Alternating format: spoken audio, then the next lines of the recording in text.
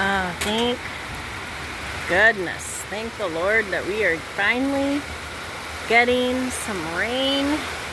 It has been 95 and 100 degrees, humidity, and we got a little rain last night. It was super disappointing. But now, the good stuff's here. It's a little windy, so we're batting down the hatches here. Getting that all done. I have my suit on from being in the pool just a little bit ago, so I'm just gonna walk down here.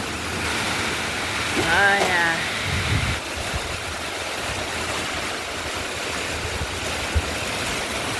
There. Oh, that is wonderful.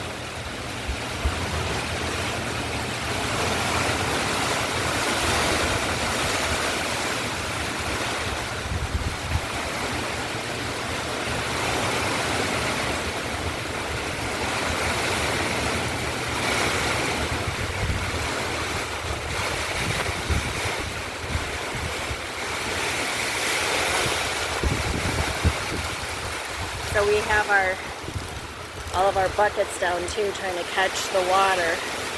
And this one on the corner here is already full. So I'm gonna have to grab that one. It's coming off of here, that one. So thought that this would be a good. There's our thunder.